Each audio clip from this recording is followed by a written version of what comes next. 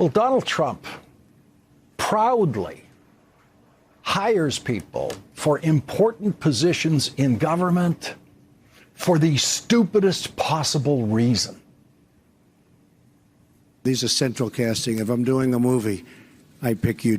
He is central casting. Do we agree? Central casting. We just named a new Fed chairman today. You know that? He's central casting. The Secretary of War, Pete Hegseth, central casting. He loves war. Donald Trump thinks he's a casting director. Donald Trump chooses people for government jobs based on, possibly among other things, the way they look.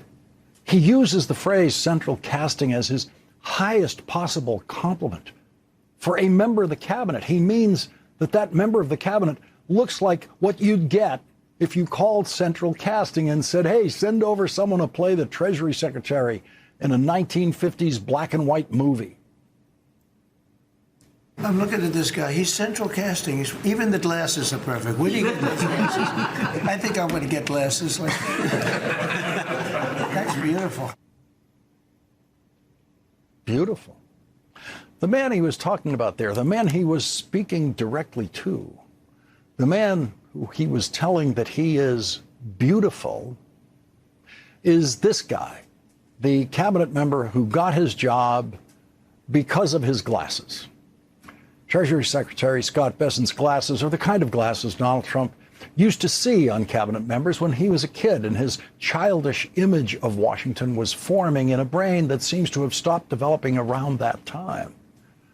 When Donald Trump was in college, happily avoiding the military draft for the war in Vietnam, the most famous cabinet secretary in Lyndon Johnson's cabinet was the Secretary of Defense, Robert McNamara. Robert McNamara's service in the cabinet ended, as Scott Bessent's will, in total failure. That's where Donald Trump saw those glasses, on Robert McNamara. Robert McNamara was wrong about the war in Vietnam, and Scott Bessent is wrong, as far as we can tell, about everything. Scott Bessent may look the part in Donald Trump's mind, but his personal and professional resume are not what fanatical Trump supporters would have been hoping for in a Treasury Secretary. Fanatical Trump supporters would expect to find a gay man married to a man and raising two children together after having worked for George Soros in the Obama cabinet or the Biden cabinet. But there he is, with his Robert McNamara glasses in the Trump cabinet. He solidified his position in history today as the most ignorant Treasury Secretary since oil was discovered on planet Earth in 1859, when he said this. We've got a spike in oil prices today that I don't really understand. Every single American who paid more for gasoline today knows they paid more for gasoline today because of Donald Trump's war in Iran, which Scott Bessent, who never served a day in the military, so enthusiastically supports, but apparently does not understand, and does not understand what that war does to oil prices. When Robert McNamara was busy losing the Vietnam War every day in the 1960s, members of the Johnson administration kept talking about the light at the end of the tunnel, which they may have believed when they first started using the phrase. In 1965, Henry Cabot Lodge Jr., American ambassador to South Vietnam, wrote this assessment of the war to President Johnson. It will be straightforward, if slow, plowing ahead, with the light at the end of the tunnel growing brighter all the time. That was 1965. The American military and Defense Department didn't really know what they were doing in Vietnam in 1965, but they also could have been guessing wrong about the light at the end of the tunnel. A year later, in 1966, President Johnson said in a speech, Americans often grow impatient when they cannot see light at the end of the tunnel. And by that time, Lyndon Johnson was becoming impatient with impatient young Americans who were beginning to protest, loudly protest, being sent off to a war that seemed pointless. But a year later, the light at the end of the tunnel had dimmed to the point that by 1967, Treasury Secretary Douglas Dillon said, we must give some hope that there is a possibility in the next 2 or 3 years of seeing light at the end of the tunnel. By 1967, Vietnam felt like a forever war. And the Treasury Secretary was saying, if we could just say that it would be over in 2 or 3 years, people would support us. It took years for the people in authority in American government to stop believing in the light at the end of the tunnel in the Vietnam War. Donald Trump's phrasing for the light at the end of the tunnel in his Iran war has been 2 or 3 days. 2 or 3 weeks, any day now. Donald Trump has predicted the end of his war in a couple of days for more times than anyone can remember, and he's been wrong every single time. And today, Donald Trump's Treasury Secretary gave this time estimate for Donald Trump's war. This Iran conflict, we will get on the other side of this. We don't know when. We don't know when. That's a lot worse than Lyndon Johnson's Treasury Secretary saying 2 or 3 years. We don't know when is the very definition of a forever war. And so Donald Trump's Treasury Secretary did him the favor today of, in effect, declaring Donald Trump's war in Iran to be taking its place in the list of America's forever wars in that region in the 21st century. That's what Donald Trump's central casting Treasury Secretary did for him and his war today. And while he was at it, Scott Bessent became the only Republican Treasury Secretary in history to show absolutely no concern whatsoever about the national debt on a day when it hit a new historic high, a Trump-achieved high of $40 trillion. In his first 100 days in the White House, Donald Trump said he would, quote, pay down our national debt and it'll all happen very quickly. And since that day, Donald Trump has paid up the national debt, increased the national debt by $3.8 trillion. Donald Trump and Scott Bessent managed to increase the national debt by more than 10% and push it up over $40 trillion. And then keep waging a very expensive war in Iran that is pushing the national debt up every single day with no end in sight. That's what Scott Bessent said today. No end in sight for Donald Trump's war. Yesterday, Donald Trump announced a vague outline for new sanctions against Iran, saying this will be an economic D-Day. The real D-Day was the deadliest day for American military in World War II, with 2,501 American war dead, with an additional almost 2,000 Allied soldiers, mostly from Britain and Canada, lying on the beaches that day beside their American comrades in arms. A total of 4,414 dead, just on our side of the D-Day invasion. How stupid do you have to be to say that something in a live television interview, say something in a live television interview, and then say, don't quote me? Donald Trump's central casting Treasury Secretary managed to do that today in a live television interview, saying something, then saying, don't quote me, when he suggested the economy could achieve 4% economic growth, and then immediately said, don't quote me. Okay, Scott, we won't. But we will quote you about something else. And this is the quote that will follow you around for the rest of your life.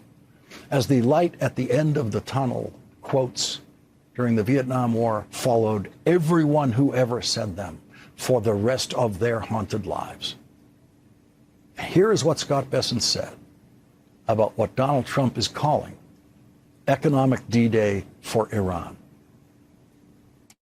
We are going to squash the economy of this murderous regime. It is going to work in Iran, and we are going to collapse this regime. We're going to collapse this regime.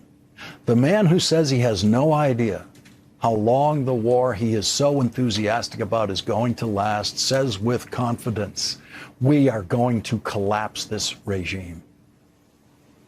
By the end of 1967, Robert McNamara was in agony over the mistaken calculations he had made about the Vietnam War over the previous 4 years, and he just couldn't take it anymore. He resigned, and he spent the rest of his life a defeated man, a haunted man. Robert McNamara spent the rest of his life sorry for being so wrong and being part of the leadership that sent, in the end, a total of 58,220 Americans to their deaths for no reason in Vietnam. Robert McNamara at least had the decency to be haunted by that. We should not expect such decency from Scott Bessent. On October 23rd, 1966, when Lyndon Johnson and most of the people in his administration, including Robert McNamara, were still desperately hoping to somehow win the Vietnam War, the U.S. Army's commanding general in Vietnam, William Westmoreland, said, according to notes of a meeting in the Philippines, quote, "While there was light at the end of the tunnel, we had to be geared for the long pull. The enemy is relying on his greater staying power. It is only his will and resolve that are sustaining him now, and his faith that his will is stronger than ours." His will was stronger than ours. The North Vietnamese Army beat the United States Army in Vietnam because their will was stronger than ours. And whose will seems stronger tonight in Donald Trump's war in Iran? Iran's foreign minister said this today on Elon Musk's social media site. The so-called economic D-Day is a diversion from America's own crisis, unprecedented debt and surging interest costs. Doubling down on failed policies will only bring further defeat and enmity of Iranians. U.S. economic terrorism threatens global economy and sovereignty worldwide. Does he sound ready to be crushed by Scott Bessent? We don't know when Donald Trump's war is going to end, but we know how it is going to end. We have seen this before. CBS News anchor Walter Cronkite saw it in 1968 when he went to Vietnam and on February 27th delivered the most important nightly news coverage in the history of the Vietnam War. To say that we are closer to victory today is to believe, in the face of the evidence, the optimists who have been wrong in the past. It is increasingly clear to this report that the only rational way out then will be to negotiate, not as victors, but as an honorable people who lived up to their pledge to defend democracy and did the best they could. This is Walter Cronkite. Good night. Two successive presidents, Lyndon Johnson and Richard Nixon, were incapable of facing the reality that Walter Cronkite saw on February 27, 1968. Two successive presidents were incapable of conducting real, effective negotiations to end the war in Vietnam, negotiations that Walter Cronkite saw were absolutely necessary.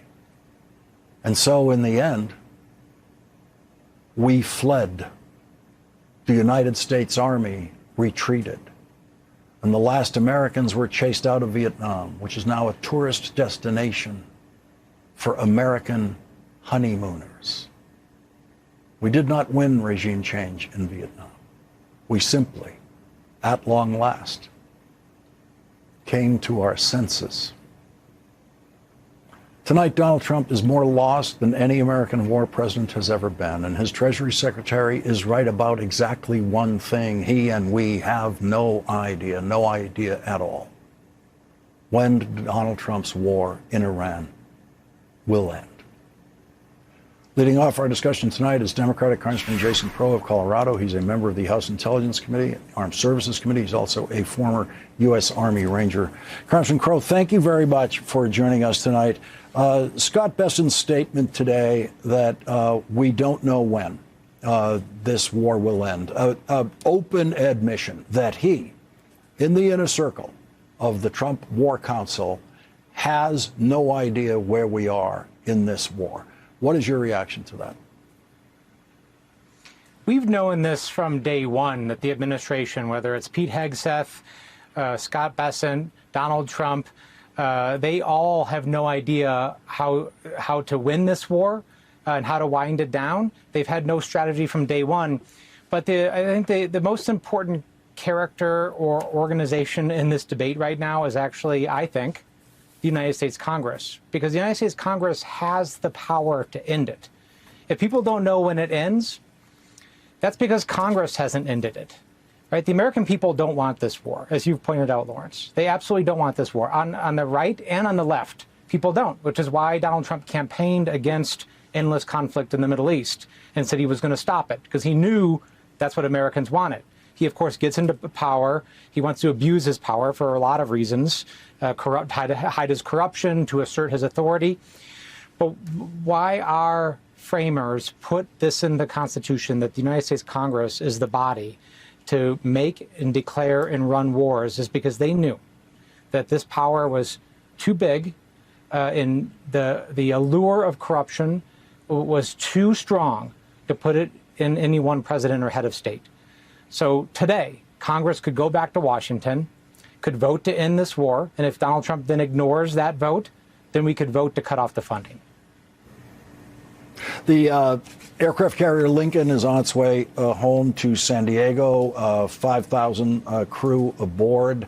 They all have families. They all have friends. Those 5,000 sailors will be telling their stories of their experience, not sharing classified information, but certainly telling their families whether or not they had enough to eat and hot water and toothpaste and all these things that we're hearing about as crisis issues on that aircraft carrier. So maybe tens of thousands of Americans, neighbors, friends, family members of those sailors will be hearing this. And when you go back to the 1960s, as we were considering earlier, when soldiers started coming back from Vietnam, when members of the Navy who were in service there came back, support for the war did not grow. Support for the war went down when family members, when friends, when people got to hear the stories directly from the mouths of the people who actually served there. That seems to be a possibility here. Yeah, I do think it's a possibility. I've always said the best way to support our veterans is to make sure we're not creating more veterans with trauma, with combat wounds, with injuries, with mental health challenges, in endless, reckless wars. Let's just cut off the pipeline of things that we don't have to be doing. And, I'm no pacifist either. I'm willing to use the military if we absolutely need to do it to protect Americans and American interests. But it is very clear that has gone way off the rails in the last 20 years. The second thing is that the best way to support our military families is the same thing. Let's stop sending them on extended deployments, subjecting them to air raids, to drone strikes, to 9-month-long deployments at sea in the case of the Lincoln, which is almost twice as long as it was supposed to be on station, when that's not necessary and not in our interests. Because there's a big difference, Lawrence, between doing tough things in the military, which the military is designed to do. Right? I was a paratrooper. I was an Army Ranger. I went to war 3 times. And missions are tough. We are trained to do tough things. That's different from doing something that's unnecessary and then not having the logistics, the supplies, the support to actually feed yourself, to sleep, to be safe, to have air defense, and have all the necessary things you need to then do the tough missions. And that's what's happening here. The incompetence of this administration is putting our service members in that position. Congressman Jason Crow, thank you very much for joining our discussion tonight. Thank you. Coming up, the most corrupt presidential son-in-law in history will be the focus of congressional investigations if the Democrats win the House of Representatives. The top Democrat on the House Oversight Committee, Congressman Robert Garcia, already has questions for Jared Kushner and will join us next.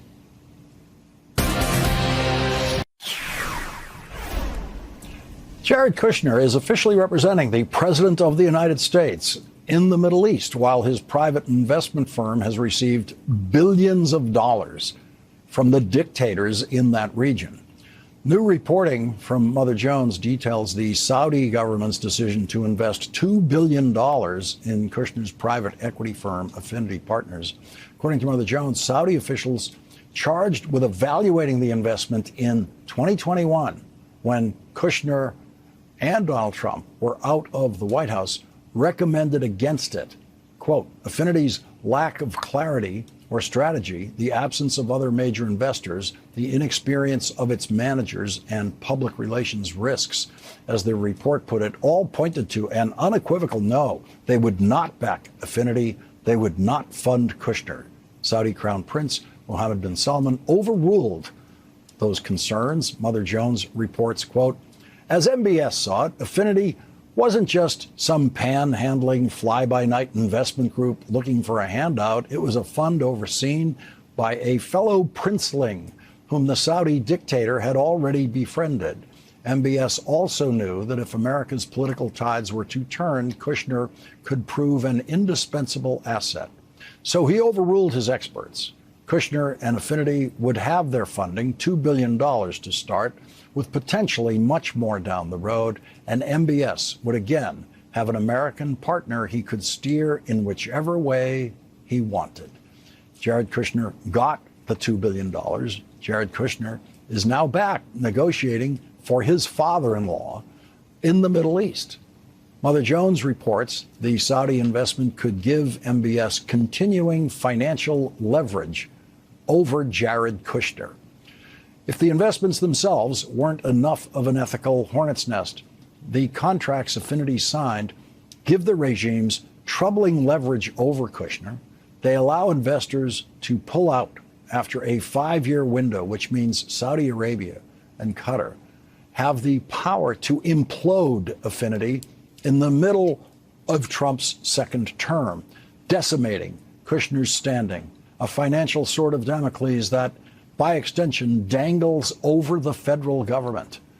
The New York Times reports a spokesman for Mr. Kushner's firm said of its relationship with the Saudi Public Investment Fund, Affinity, like many other top investment firms, is proud to have Public Investment Fund and other leading organizations that have careful screening criteria as investors.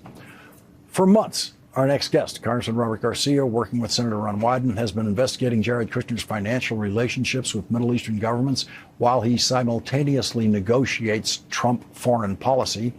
This week, Congressman Garcia renewed his warning, saying, quote, Jared Kushner, who received $2 billion from Saudi Arabia, is representing the Trump administration in negotiations across the world.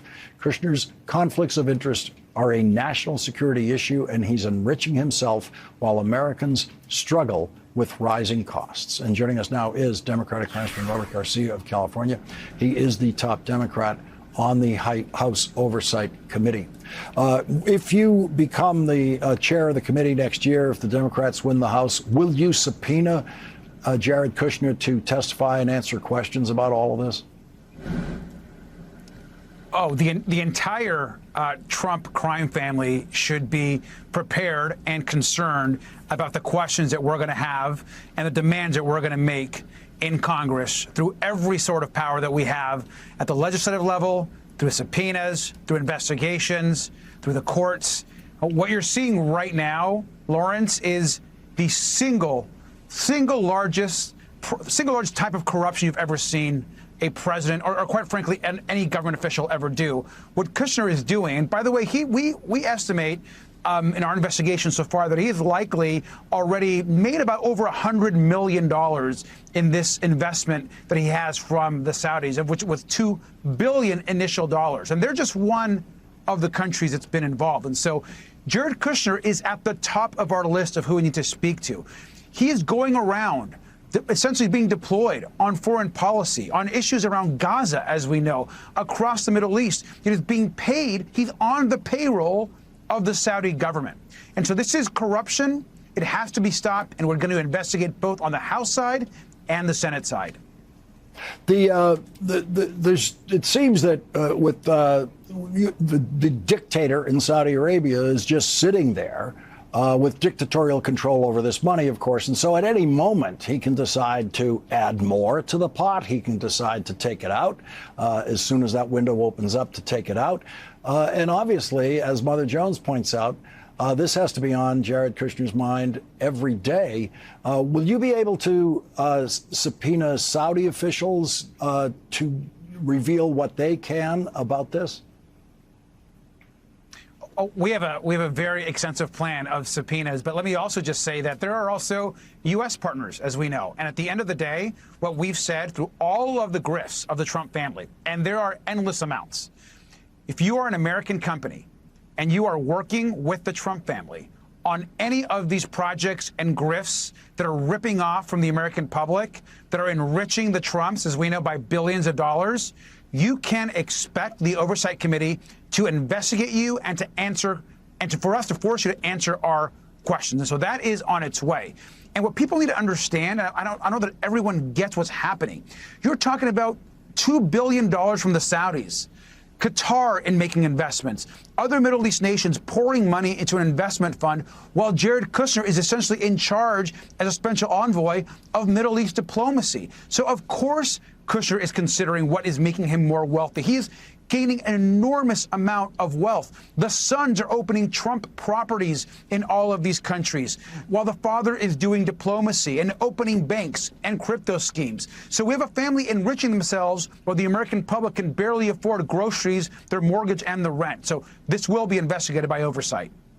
Will you be investigating the Treasury Secretary Scott Bessent's department authorizing Donald Trump basically to be able to run a bank, Donald Trump and his sons? Absolutely. And let me just plug here for Senator Wyden. You have Senator Wyden and his team have been phenomenal, particularly when it comes to the Department of Treasury, what's going on there through their work.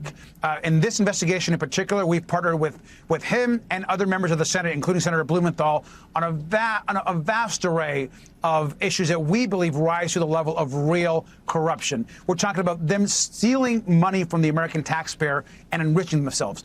We strongly believe that the Trump family, and not just, of course, Kushner, we're talking about Don Jr., we're talking about Eric, we're talking about the president himself. They are enriching themselves and could not care less about the American public. And people need to understand that. And we're going to go after this day one when we win the majority this November. Congressman Robert Garcia, thank you very much for joining us tonight. And coming up, Donald Trump's prosecutors told a federal judge why a photograph of seashells posted by James Comey is obviously, in their view, a federal crime. That's next with Andrew Weissman.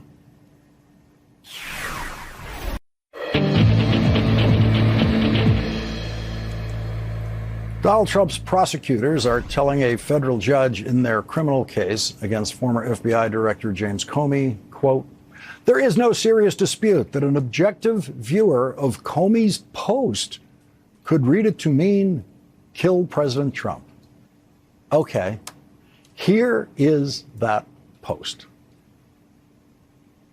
So take your time.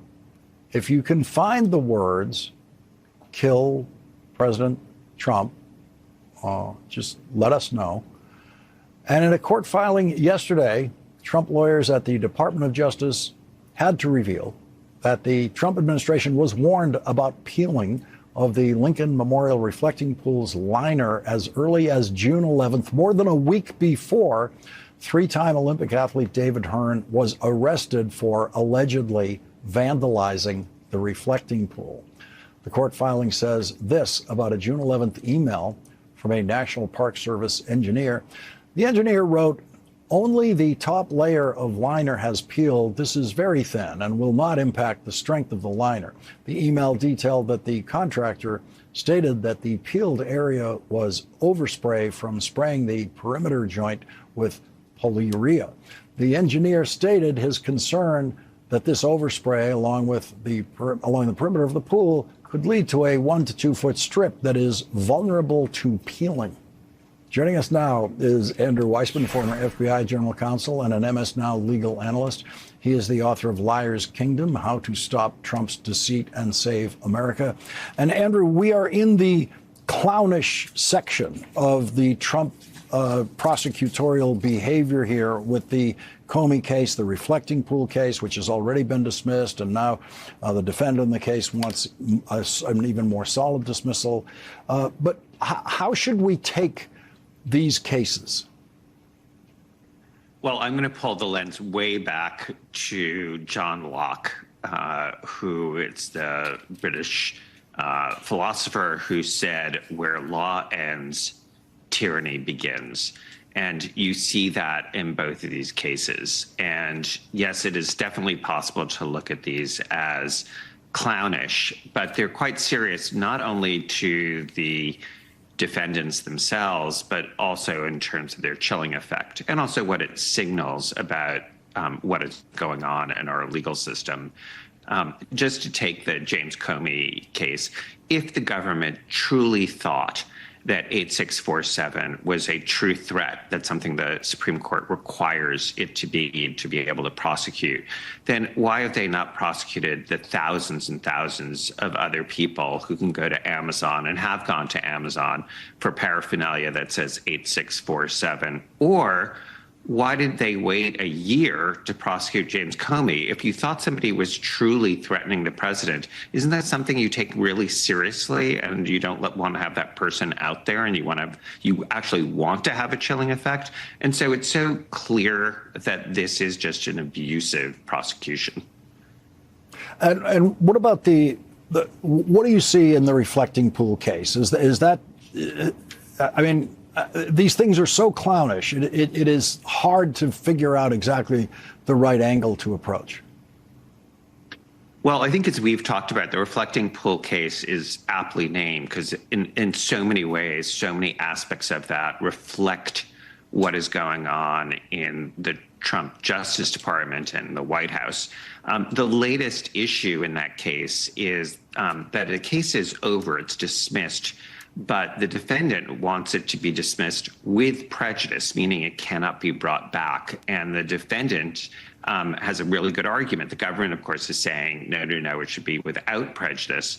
But again, just think about what the government has done in other cases. For the Proud Boys and the Oath Seekers, the government has voluntarily sought to dismiss those cases of seditious conspiracy involving January 6th, and they moved to dismiss successfully those cases with prejudice, meaning they could never be brought. But for the reflecting pool case, where they admit that they have evidence that he did not do this, they want to keep this dangling over his head in the future. Again, it tells you that where law ends, tyranny begins in terms of both of these cases and what it's signaling in terms of this Justice Department. So Todd Blanche has said that, of course, he would never do anything illegal as Attorney General. Donald Trump would never ask him to do anything illegal. Donald Trump would never ask him to do anything unethical, which seems to be, it sounds kind of like, what does that sound like to you? Well, I think what he is saying is, one, he's closing his eyes to everything that we have all seen in black and white. But I think the way I look at it is, he is no Elliot Richardson. He is not an attorney general who is going to get an improper order from the White House and say, no, I'm not doing that. You need to find yourself another patsy. To me, he is signaling that whatever Donald Trump tells him to do, he is going to do. Remember, he has his job, in my view, because he implemented the case against James Comey when Pam Bondi did not. And that tells you, I think, everything you need to know about sort of where this Justice Department is going. And is that why there's no possibility of them giving up on the case against James Comey? Oh, absolutely. There's no way. I don't think the courts are going to go along with it, either because it is not a true threat or because it is vindictive prosecution. That is something that's already been found with respect to this Justice Department in the Abrego Garcia case. And the judge there laid the blame for that at the feet of Todd Blanche. Andrew Weissmann, thank you very much for joining our coverage tonight. You're welcome. And coming up, the new Democratic nominee for governor of Wisconsin, David Crowley, joins us next.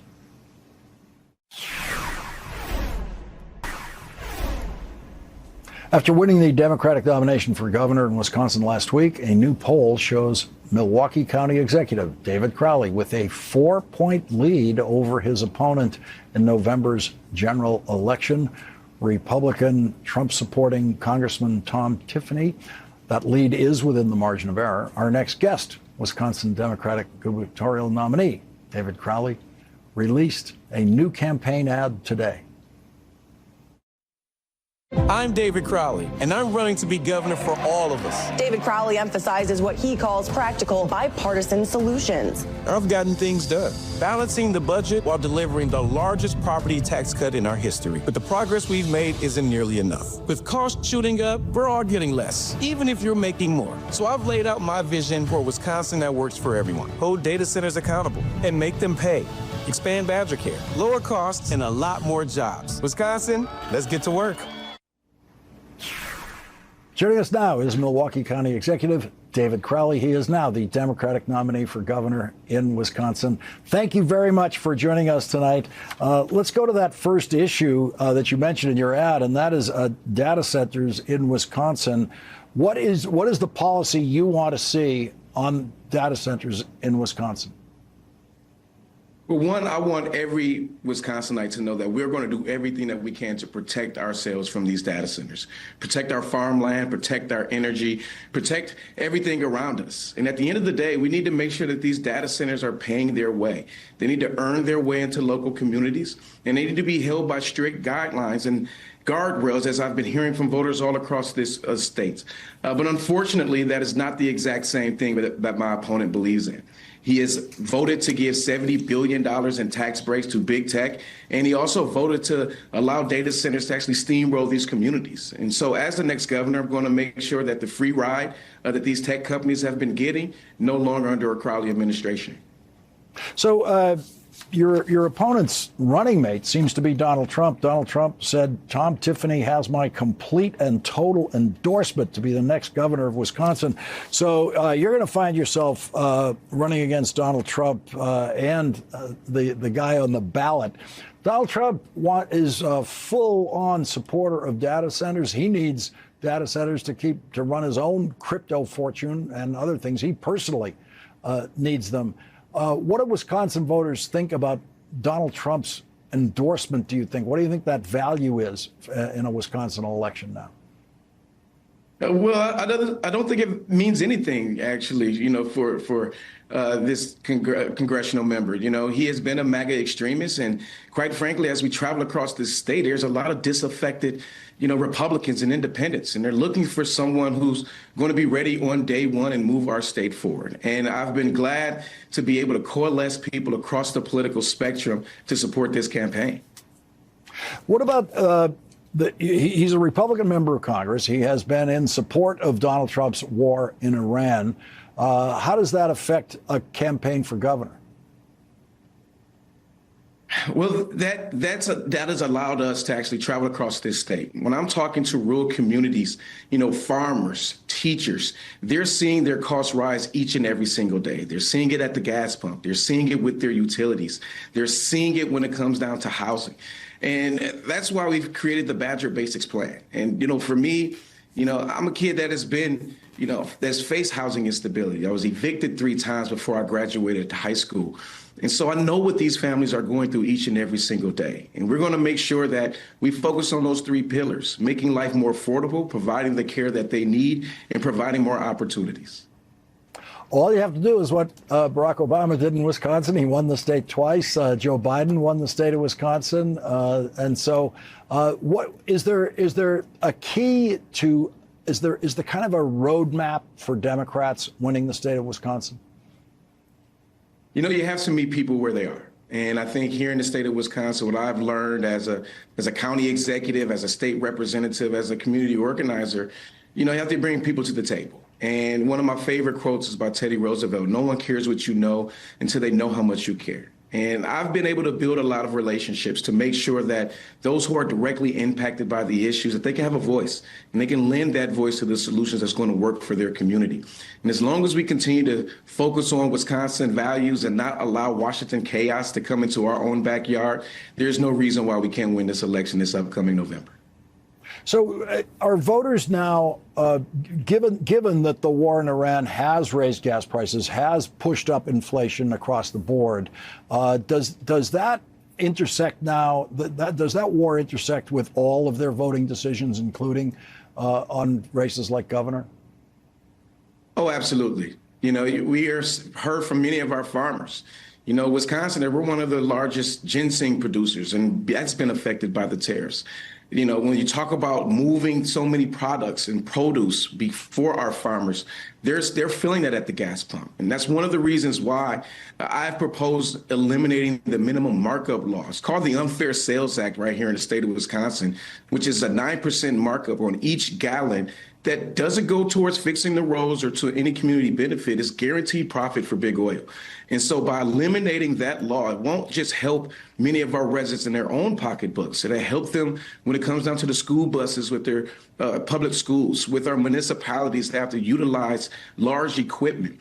And so there's so much that this federal administration has done to really impact many families across the state of Wisconsin. And that's why we're bringing something different, bringing hope, bringing excitement. And that's what we've seen in the momentum that we've been able to capture since the primary. Wisconsin's Democratic candidate for governor, David Crowley, thank you very much for joining us here tonight. Thank you so much for having me. We'll be right back.